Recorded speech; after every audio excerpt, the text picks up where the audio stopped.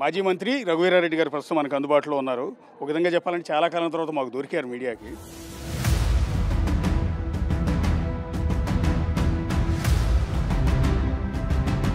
చాలా ఏళ్ల క్రితం మిమ్మల్ని ఇంటర్వ్యూ చేశాం. ఆ రోజు ఉన్న కాంగ్రెస్లో మిమ్మల్ని చూసాం, మిమ్మల్ని కలిసేవాళ్ళం. మళ్ళీ చాలా ఏళ్ల తర్వాత మిమ్మల్ని కాంగ్రెస్ పార్టీలో చూస్తున్నాం. 4.5 సంవత్సరాలు నేను లీవ్ తీసుకున్నా. సోనియా గాంధీ గారితో, రాహుల్ గాంధీ గారితో చెప్పి మా ఊళ్ళో దేవస్థానం పురాతనమైంది, 1200 సంవత్సరాల క్రితం ఉన్నటువంటి దేవాలయాన్ని మళ్ళీ రినోవేట్ చేసి కొత్త దేవాలయాలు నిర్మాణం చేయడానికి లీవ్ తీసుకున్నా. మళ్ళీ ఇప్పుడు యాక్టివ్ అయినా. అంటే కాంగ్రెస్ పార్టీకి అత్యంత పరీక్షాకాలం, అత్యంత కష్టకాలంలో ఉన్న టైంలో మీరు లీవ్ లెటర్ పెట్టారు. 4.5 ఏళ్ల లాంగ్ లీవ్ ఎట్లా ఇచ్చారు మీకని? అంటే మీలాంటి కీలకమైన నేతకి నాకు బాధ్యత ఉండింది. పక్క కుటుంబ బాధ్యత, గ్రామ బాధ్యత. ఎంత మనం ప్రపంచంలో ఎంత చేసినా కూడా మన ఊరికి చేయాల్సినటువంటి బాధ్యత ఉంది కాబట్టి చేయాల్సి వచ్చింది, తీసుకున్నా. యాక్చువల్గా నేను రిటైరే కావాలనుకున్నాను. రాహుల్ గాంధీ గారికి జరిగినటువంటి హ్యూమిలియేషన్, ఆ కేసులు లేదా సభ్యత్వం రద్దు చేయడము, ఇల్లు వెకేట్ చేయడం, దాంతో కలత చెంది ఇది సరైన సమయం కాదు రిటైర్ అవ్వడానికని పోస్ట్పోన్ చేసుకున్నాను. మళ్ళీ ఇప్పుడు ఎన్నికలు కూడా వచ్చినాయి కాబట్టి మన కర్ణాటక ఎలక్షన్స్ తర్వాత, తెలంగాణ ఎలక్షన్స్ తర్వాత ఇప్పుడు మళ్ళీ యాక్టివ్ అయినా. మళ్ళీ మీలాంటి వాళ్ళు కాంగ్రెస్ పార్టీలో కనపడుతూ ఉంటే, మీలాంటి పెద్ద తలకాయలు కాంగ్రెస్ పార్టీలో మళ్ళీ తిరుగుతూ ఉంటే, కాంగ్రెస్ పార్టీ కార్యకర్తలకి ఇప్పుడు మేము అనుకున్న నేతలందరికీ ఎనలేని బూస్టప్ కనపడుతుంది. చాలా కాలం తర్వాత మళ్ళీ కాంగ్రెస్ పార్టీలో ఉత్సాహం కనిపిస్తుంది. కానీ ఆ మధ్యకాలంలో వచ్చిన గ్యాప్ వల్ల తీవ్రమైన నష్టం జరిగిందేమో మీలాంటి వాళ్ళు లేకపోవడం వల్ల. అలా ఏమి కాదు, అది ఒక లల్ పీరియడ్ అనుకోవాలి. ఇప్పుడు అందరూ ఏకమై కాంగ్రెస్ పార్టీని ఎట్టు తిరిగి రాహుల్ గాంధీని ప్రధాని చేసుకోవాలి. అందులో ఆంధ్రప్రదేశ్కు జరిగినటువంటి అన్యాయం గత 10 ఏళ్ళుగా అంతా ఇంత కాదు, దాన్ని ఇప్పటికైనా రెక్టిఫై కావాలి. ఆంధ్రప్రదేశ్ పునర్నిర్మాణం చేసుకోవాలంటే ఈరోజు కాంగ్రెస్ పార్టీని గెలిపించుకోవాలి. అందరూ ఒక్కటే పనిచేయాలి. అంటే రాష్ట్ర విభజన సమయంలో మీరు ఇక్కడ కాంగ్రెస్ పార్టీలో ఉన్నారు, ప్రభుత్వంలో ఉన్నారు. అప్పుడు సో రాష్ట్రాన్ని విభజించిన తర్వాత విభజించిన తెలంగాణలో కాంగ్రెస్ పార్టీ అధికారంలోకి వచ్చింది. ఏదైతే విడిపోయిన ఆంధ్రప్రదేశ్లో కాంగ్రెస్ పార్టీ తీవ్రంగా నష్టపోయింది. దీన్ని ఎట్లా ఫుల్ఫిల్ చేయబోతున్నారు? మళ్ళీ కాంగ్రెస్ పార్టీని ఏ విధంగా, ఒక విధంగా ఆ మాట అనొచ్చో లేదో బతికించబోతున్నారు? ఆల్మోస్ట్ కాంగ్రెస్ పార్టీ ఆ విధంగా వీక్గా ఉంది అనిపించింది. మొన్న కర్ణాటక గెలిచిన తర్వాత తెలంగాణ, ఇప్పుడు తెలంగాణ తర్వాత వై నాట్ ఆంధ్రప్రదేశ్ అనేటువంటి ప్రయత్నం ప్రారంభం చేసినాం. యాక్చువల్లీ ఇక్కడ కాంగ్రెస్ పార్టీకి ఈ రోజుకి గ్రామాన క్యాడర్ ఉంది, కార్యకర్తలు ఉన్నారు. కాకపోతే వాళ్ళందరూ అప్పటి కాంగ్రెస్ సీనియర్లంతా మీలాంటి వాళ్ళు దూరం అయిపోవటం, మిగిలిన వాళ్ళందరూ వేరు పార్టీల్లోకి వెళ్ళిపోవటం, అనివార్యంగా కాంగ్రెస్ పార్టీ దెబ్బతినడంతో కార్యకర్తలంతా ఎవరి దగ్గరికి వెళ్ళాలో నడిపించే నాయకులు లేక వాళ్ళంతా వేరు పార్టీల్లోకి వెళ్ళారు. మళ్ళీ వాళ్ళందరినీ తిరిగి వెనక్కి తెచ్చుకోగలిగిన ఆ ధైర్యం ఉందా? ఇప్పుడు మల్టిపుల్ కార్నర్ ఎలక్షన్ జరుగుతుంది కాబట్టి అందులో ఇప్పుడు ప్రజలు కూడా అర్థం చేసుకున్నారు. 4 పార్టీలు, Bharatiya Janata party, Jagan party, Telugu Desam, Pawan party, ఆ నలుగురు చేరి వాళ్ళ స్వార్థానికే చూసుకుంటున్నారు. కానీ ఆంధ్ర రాష్ట్రాన్ని పణంగా పెట్టారు అనేటువంటి రియలైజ్ అయినారు. మళ్ళీ కోపతాపాలు ఉండింది కాంగ్రెస్ మీద, ఇప్పుడు తగ్గుముఖం పట్టింది. ప్రజలు కూడా అర్థం చేసుకుంటూ ఉన్నారు. మళ్ళీ ఈ రాష్ట్రం పునర్నిర్మాణం జరగాలి అని అంటే ఇట్స్ ఓన్లీ కాంగ్రెస్ పార్టీ అని. అంటే నేనంటుంది కార్యకర్తలను తీసుకురావడంతో పాటు వేరు పార్టీల్లోకి వెళ్ళిన నాయకుల్ని, మీతో పాటు పనిచేసిన నాయకుల్ని, సీనియర్ నాయకుల్ని, వాళ్ళందరినీ ఏమన్నా మళ్ళీ పార్టీలోకి ఆహ్వానించడం కానీ, వాళ్ళని తీసుకొచ్చే ప్రయత్నాలు కానీ చూస్తున్నారా అని? ప్రత్యేకంగా అటువంటి ఎఫర్ట్స్ పెట్టడం లేదు. కానీ ఎందుకంటే ఎవరు మట్టుకు వాళ్ళు సెట్ అయిపోయి ఉన్నారు. ఇప్పుడు కొత్త తరాన్ని, కొత్త యంగ్స్టర్స్ని తీసుకొని రావడమే దీర్ఘకాలికంగా కాంగ్రెస్ పార్టీకి మేలోని నేనైతే భావిస్తాను. బేసిక్గా చాలామంది మీతో పాటు పనిచేసిన బొత్స సత్యనారాయణ కావచ్చు, పెద్దిరెడ్డి రామచంద్రారెడ్డి, ఇలాంటి కాంగ్రెస్ పార్టీలో పుట్టి కాంగ్రెస్ పార్టీలో పదవులు అనుభవించిన ఎంతోమంది ఆ తర్వాత కాంగ్రెస్ పార్టీ దెబ్బతినడంతో వేరే పార్టీలోకి వెళ్ళిపోయారు. కొంతమంది టీడీపీలోకి, కొంతమంది వైసీపీలోకి వెళ్ళారు. పదవుల్లో ఉన్నారు. ఇప్పుడు కూడా కీలకమైన పదవుల్లో ఉన్నారు.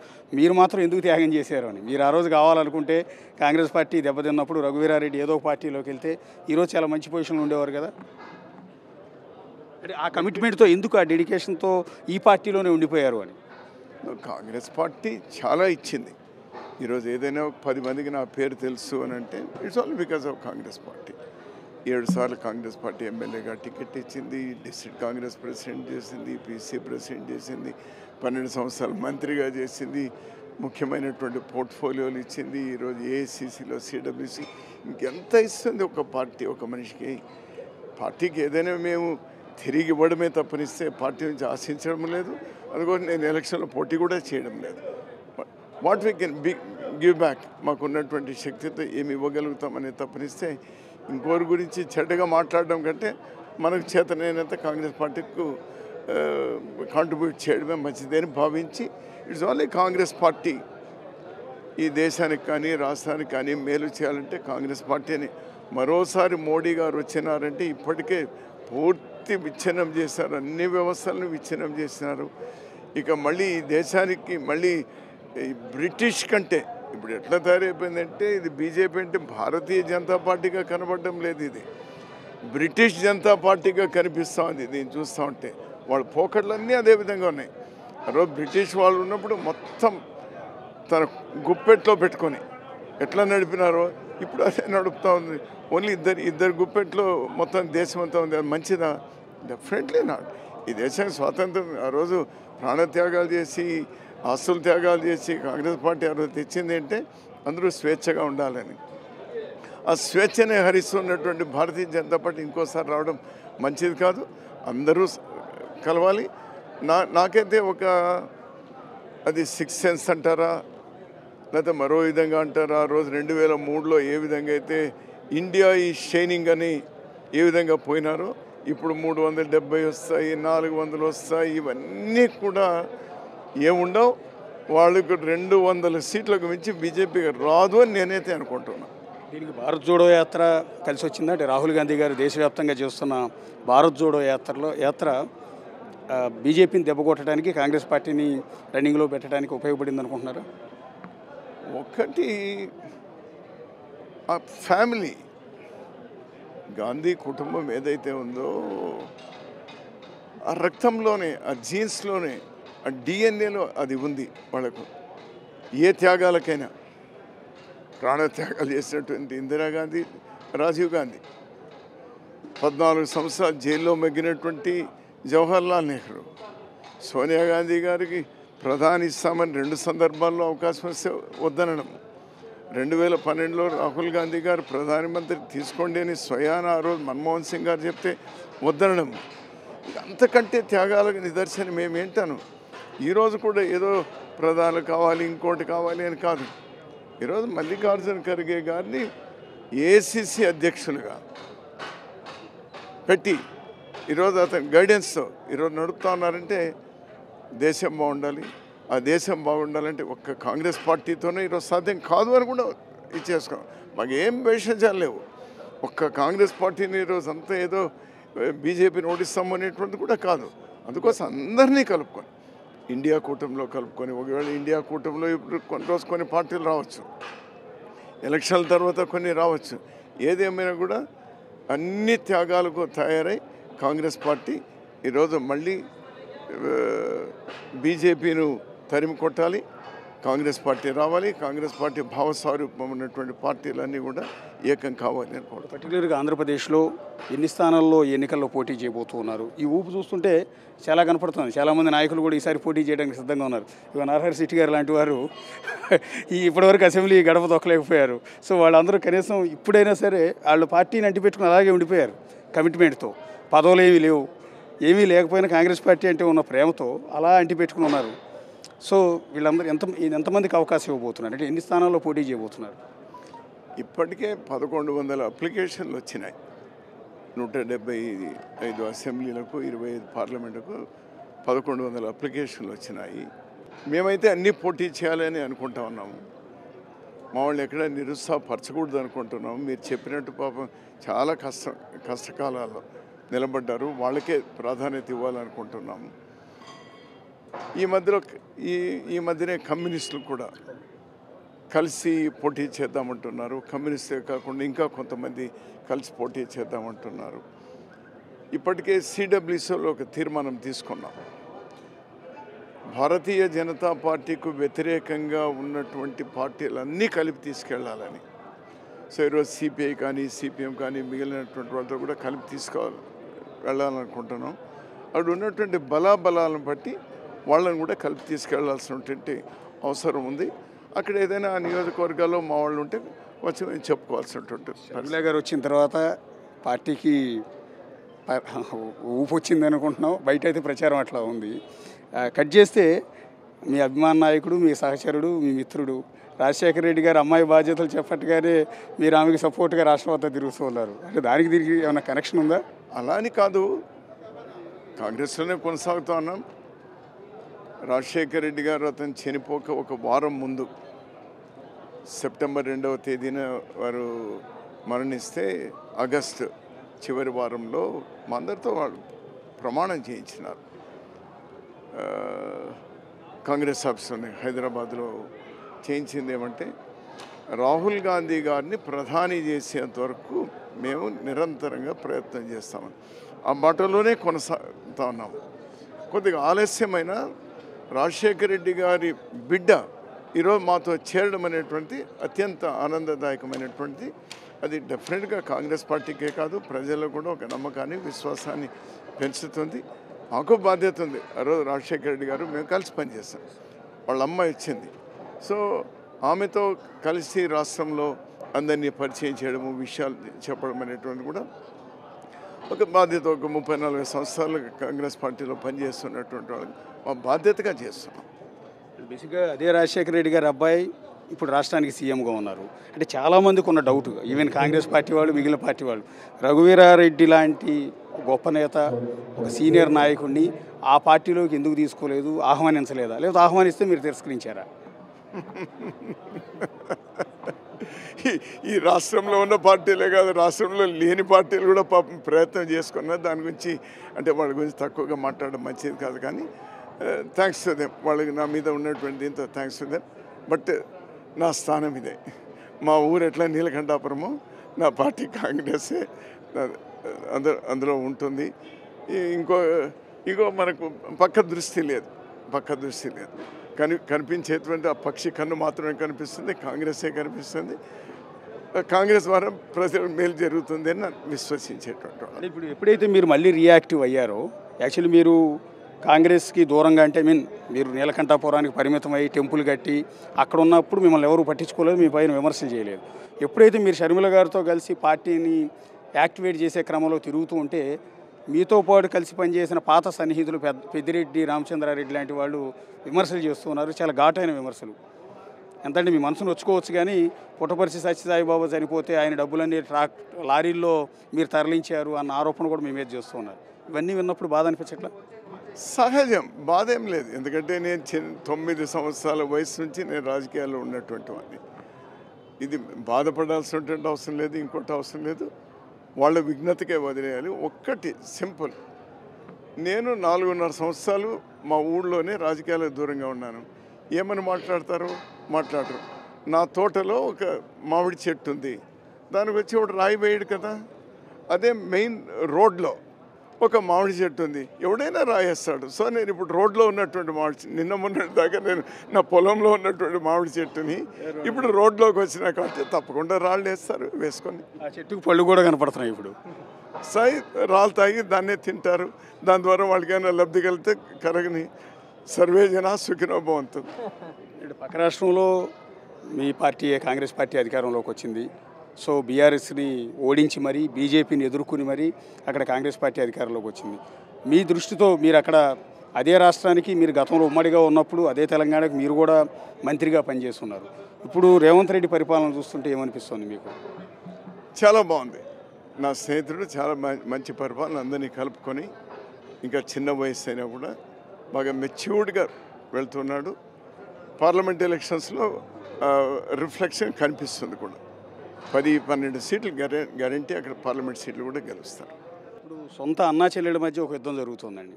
ఇదే పార్టీ నుంచి వెళ్ళిన జగన్ గారు పార్టీ పెట్టి అధికారంలోకి వచ్చారు, సీఎంగా ఉన్నారు. ఇప్పుడు ఆయన మీదే ఆయన సొంత చెల్లెలు షర్మిల గారు కాంగ్రెస్ పార్టీ ఏదైతే బేస్ పార్టీ ఉందో ఆ పార్టీ నుంచి ఆవిడ అధ్యక్షురాలుగా బాధ్యతలు చేపట్టి అన్న మీద యుద్ధం చేస్తుంటే నిన్న ఆవిడ ఒక పోరాటం నిరసన కార్యక్రమంలో భాగంగా వెళ్తుంటే పోలీసులు ఈడ్చుకుంటూ తీసుకెళ్లారు, అరెస్టులు కూడా చేశారు. ఎట్లా చూస్తారు దీన్ని అంతా కూడా మీరు? ఒక ఇష్యూ బేస్డ్ మీద వెళ్తూ ఉన్నప్పుడు ప్రభుత్వాలకు ఎప్పుడైతే వాళ్ళ దగ్గర సమాధానం లేదో, ఎప్పుడైతే ప్రజలకు సమాధానం చెప్పలేనటువంటి పరిస్థితులు ఉన్నారో, మాట తప్పినామంటున్నారో, దాన్ని కవర్ చేసుకోవడానికి చేస్తున్నటువంటి ప్రయత్నం. ఆఫ్టర్ ఆల్ మనం చేసినటువంటి మా యూత్ కాంగ్రెస్ వాళ్ళు, లేకపోతే ఎన్ఎస్ఏ వాళ్ళు, ఈ డిఎస్సికి సంబంధించి లేకపోతే నిరుద్యోగులు ఎవరైతే ఉన్నారో, అయ్యా ప్రతి జనవరి 1వ తేదీ జాబ్ క్యాలెండర్ రిలీజ్ చేస్తామన్నారు, మీరు మెగా డిఎస్సి చేస్తామన్నారు, అవి ఏమైనాయి అని ముందే ప్రకటించి, ఇదే ఆకస్మికంగా కూడా మేము సెక్రటేరియట్కి వెళ్ళి ఒక రిప్రజెంటేషన్ ఇవ్వాలి. సరే ఒప్పుకుంటే సీఎం తీసుకుంటాడు, సీఎం లేకపోతే ఎవరైనా సీనియర్ మంత్రి తీసుకోండి, ఎవరు లేదంటే అక్కడ చీఫ్ సెక్రటరీ తీసుకుంటారు. అది పద్ధతి. ఇదేం కొత్తగా వస్తున్నటువంటి కాదు, 70 సంవత్సరాలుగా ఎక్కడైనా వస్తున్నటువంటి. కనీసం అక్కడ వదలకుండా, గతంలో మేము కూడా ప్రభుత్వాలు చేసాం, వేల మంది లక్షల మంది వచ్చినా కూడా ఫైనల్గా మేము చెప్తున్నటువంటి సరే మీరు ఒక ప్రతినిధి బృందం రండి, ఒక 10 మంది, ఆ ప్రయత్నమైనా చేయాలి కదా. ఎందుకు చేయలేకుండా పోయినారు అంటే మాట తప్పినారు. సో నిరుద్యోగ యువకుల్లో బాగా వ్యతిరేకత పేర్కొన్నది, దానికి సమాధానం చెప్పలేకుండా ముఖం చాటేసేటువంటి ప్రయత్నం, అందులో అరెస్ట్ చేయడం, ఇదంతా కూడా వాళ్ళకి మళ్ళీ దాని ద్వారా నష్టం ఎంత జరుగుతుంది అనేటువంటి భవిష్యత్తులో వాళ్ళకి తెలుస్తుంది. షర్మిల గారిని అసలు రాజశేఖర రెడ్డికే పుట్టలేదు అంటూ చాలా దారుణమైన విమర్శలు చేస్తున్నారు సోషల్ మీడియాలో కావచ్చు, వాళ్ళ సోషల్ మీడియాకి సంబంధించిన కొంతమంది మహిళల చేత తిట్టించడం కావచ్చు. ఒక రాజశేఖర రెడ్డి బిడ్డను ఉద్దేశించి ఈ రకమైన కామెంట్స్ చేస్తుంటే, అదే రాజశేఖర రెడ్డికి అత్యంత ఆత్మీయుడైన మీరు ఇప్పుడు ఈరోజు రాజశేఖర రెడ్డి గారి ప్లేస్లో మీరుండి తండ్రి స్థానంలో ఉండి షర్మిల గారిని నడిపిస్తూ ఉన్నారు. ఏమనిపిస్తుంది ఆవిడ అంటూ ఉంటే? ఒకటి, ముఖ్యమంత్రి అతను బాధ్యత తీసుకోవాల్సి ఉండింది. చాలా బాధ కలిగేటువంటి అంశం ఏమంటే ఆ పార్టీ వాళ్ళే ఇవన్నీ చేస్తున్నటువంటి, ఆ పార్టీ వాళ్ళు, ఆ పార్టీ సానుభూతి పరులే ఇవన్నీ చేస్తూ ఉన్నారు. దాన్ని కంట్రోల్ చేయకపోవడం అనేటువంటి చాలా తప్పు చేస్తూ ఉన్నారు. ఇది ఏమాత్రం సరైనటువంటిది కాదు.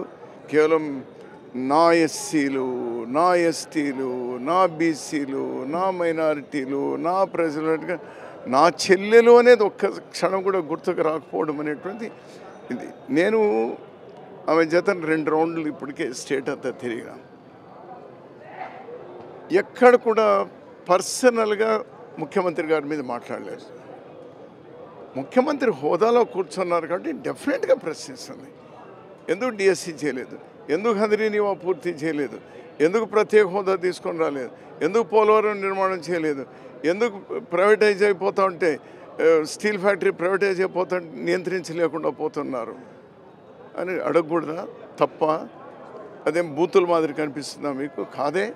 అది మాట్లాడుతూ ఉన్నప్పుడు వాటికి సమాధానం చెప్పాలి, లేదు వాటిని మేము చేస్తున్నామని చెప్పాలి, చేస్తామని చెప్పాలి, ఇలా సర్దిద్దుకోవాలి. తప్పనిస్తే ఎక్కడ కూడా పర్సనల్ మాట.